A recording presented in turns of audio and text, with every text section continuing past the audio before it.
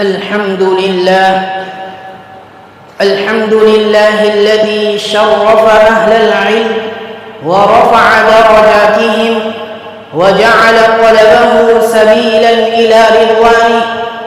أشهد أن لا إله إلا الله وحده لا شريك له، وأشهد أن سيدنا ومولانا محمدًا عبده ورسوله. أما بعد، عباد الله، أوصيكم ونفسي أولاً بتقوى الله، فإن تقوى الله زاد المتقين ونجاة الفائزين.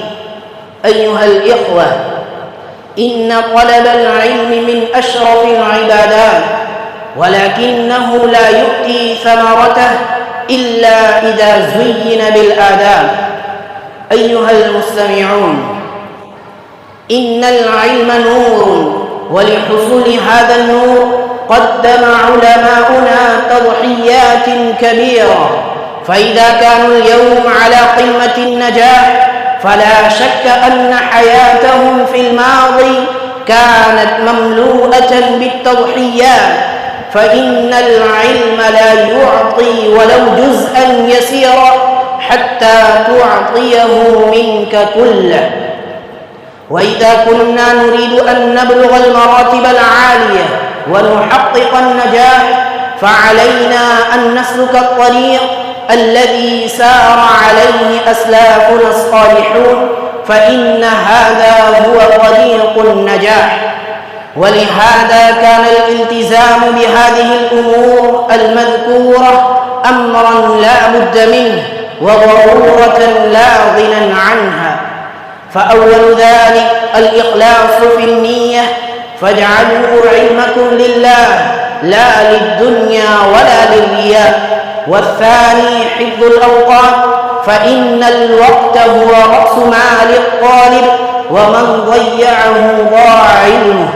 والثالث احترام المعلم وخدمته، فإن بركة العلم في توقير أهله. الرابع الصدق وترك الكذب، فإن الكذب يمحق البركة والصدق سبب الفلاح. الخامس يجب على الطالب أن يعظم آلات العلم، فإنها وسيلة إلى نيل المعرفة والفهم. والسادس والمواظبة على الدروس وعدم الغياب إلا لعذر، فإن الانقطاع يضعف الفهم. السابع الاحتفاظ في المطالعة، فإنها مفتاح الفهم. الثامن السهر في الليالي، فإن علماءنا كانوا يؤثرون السهر في طلب العلم على الراحة والنوم، ويرون ذلك من أشرف العبادات. التاسع صحبة الصالحين، فإنها عون على الطاعة. العاشر الإكثار من الدعاء، فإن التوفيق بيد الله. تلك 10 كاملة، نفعني الله وإياكم بما في قول السلف. أقول قولي هذا وأستغفر الله لي ولكم ولسائر المسلمين من كل ذنب وخطيئة، فاستغفروه إنه هو الغفور الرحيم.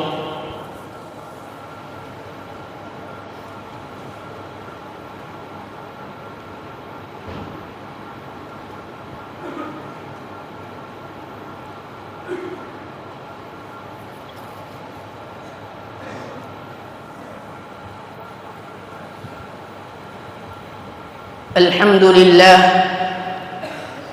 لله الذي علم بالقلم، علم الإنسان ما لم يعلم. وأشهد أن لا إله إلا الله وحده لا شريك له، وأشهد أن سيدنا ومولانا محمدًا عبده ورسوله. أما بعد، عباد الله، اتقوا الله واحرصوا على صدق وإخلاص والتحلي بالعلم النافع والعمل الصالح، فتستنير عقولكم وتصفو بصائركم. قال الله تبارك وتعالى: إنهم فتية آمنوا بربهم وزدناهم هدى وربطنا على قلوبهم. هذا وصلوا وسلموا على سيد البشر وخير من وطي البحر والبر. قال الله تبارك وتعالى: يا أيها الذين آمنوا صلوا عليه وسلموا تسليما. اللهم صل وسلم على سيد الأنبياء محمد، وارض اللهم عن الخلفاء الراشدين المهديين سادتنا الكرام أبي بكر وعمر وعثمان وعلي، وعن جميع صحابة نبيك أجمعين ومن تبعهم بإحسان إلى يوم الدين. تعادلوا عباد الله، فإن الله تبارك وتعالى أمر بقوله: إن الله يأمر بالعدل والإحسان وإيتاء ذي القربى وينهى عن الفحشاء والمنكر والبغي يعظكم لعلكم تذكرون. اذكروا الله يذكركم وادعوه يستجب لكم، ولذكر الله تعالى وأولى وأعظم وأكبر، وقوموا لله قانتين.